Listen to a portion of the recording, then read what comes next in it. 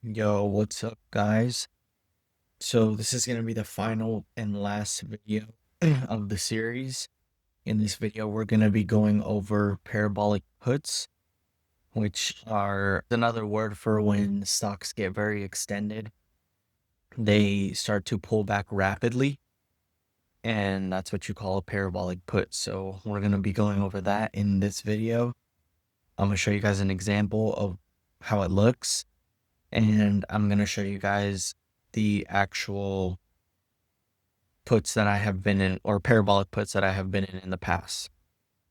So if we go to gold, we've seen, everybody knows about the gold short when gold was super, super high and then it started pulling back rapidly.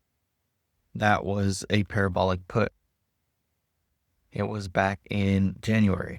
So it was right here. Let me fix this. Okay.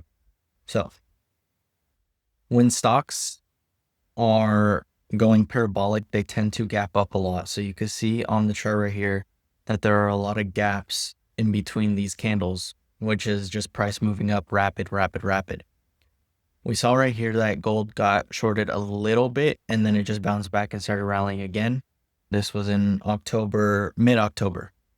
So you see these gaps right here. Gold was on a rally a little bit and then it started to pull back to its moving averages. And then it just started rallying again. This day, the volume was super, super high, as you could see. This was almost 90 something million. And gold got shorted back to its moving averages. It came down all the way to almost the 50, which is crazy. It was at 505. So from 505, it went all the way down to 423. That's what it shows on TC. If you just do this, you pull it down, go to the bottom of this wick. That's 17%, $87. So gold dropped $87 from this top right here in January. And I caught this short. I bought the inverse, which was GLL. And this is an inverse of gold. So when gold is coming down, this thing goes up. And I bought calls on this, also shares. And then I also opened up a put on gold. Like, it was very small risk because GLL was way more liquid than GLD. So I had like a very small position on GLD puts and then a pretty big position on shares and calls on GLL. But that is how a parabolic put looks like. This is pretty much like probably one of my perfect parabolic puts that I've seen and that I've actually been in and experienced in a long, long time. This is like a picture perfect setup. Yeah, the stock just starts ramping up very, very quickly. It gains a lot of momentum. And then it just comes pretty much crashing down once it gets overextended. These moving averages were curling. So when you see the moving averages curling like this, like the 10 would be curling like this, the 20 would be right behind it, curling behind it, and then the 50 would be curling behind the 20. That usually tends to mean that they're getting very, very overextended and they're due for a short. Also, we saw this with SMCI. SMCI had another parabolic put, which was back up here. And then we also saw this with CAR, which was back over here.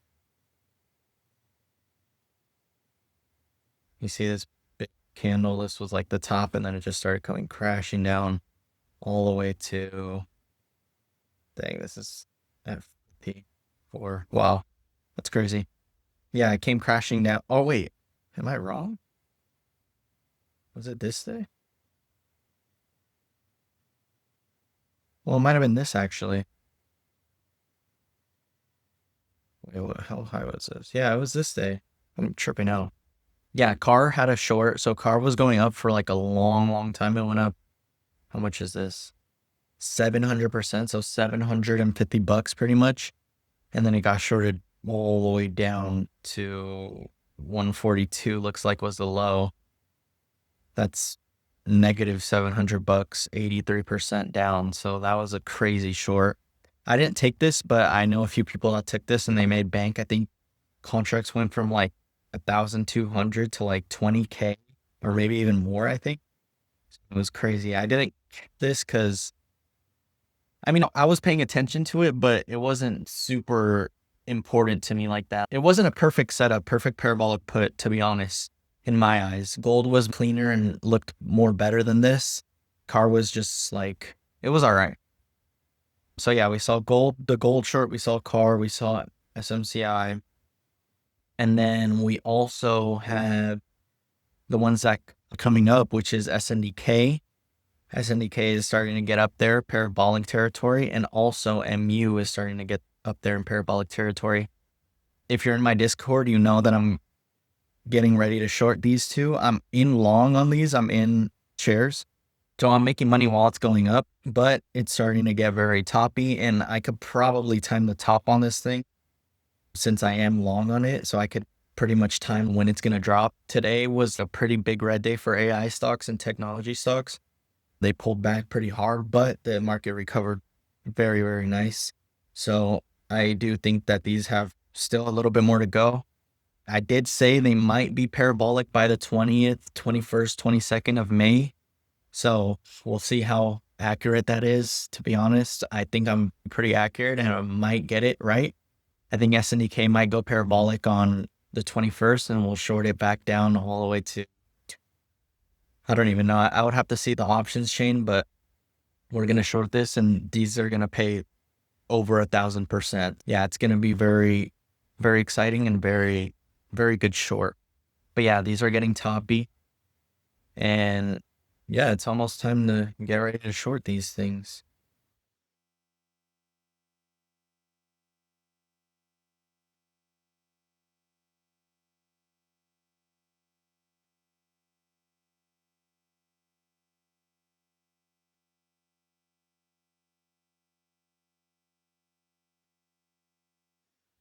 But yeah, these things are very toppy.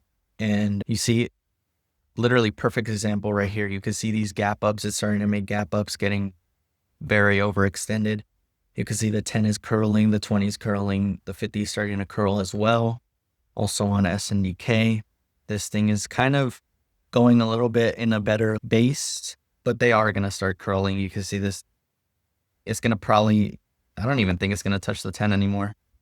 It's just going to rally from here and then it's going to get way overextended and we're going to short it. So yeah, I think SNDK potentially it could go to get shorted anywhere above 1,700 or 1,800. And then for MU, anywhere above 800, I'd say like 900, maybe 1,000.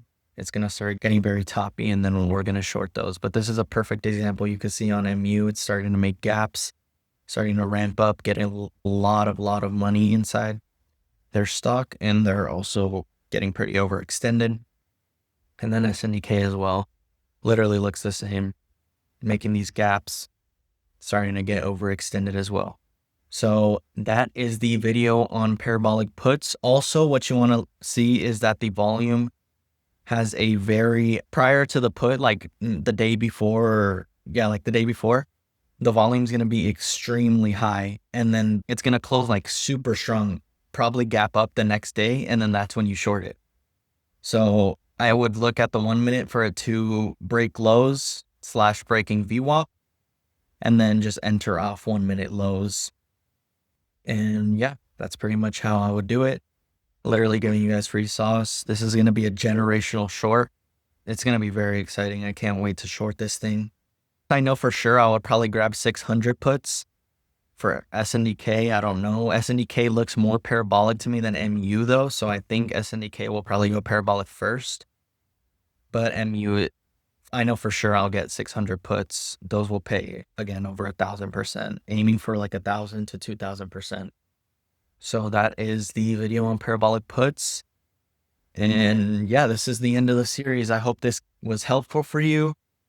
Again, if you guys have any questions, make sure you can comment down below. You can text me on any social media. I'm going to put all these videos into one video, so it'll be like over an hour long for people that watch like long videos.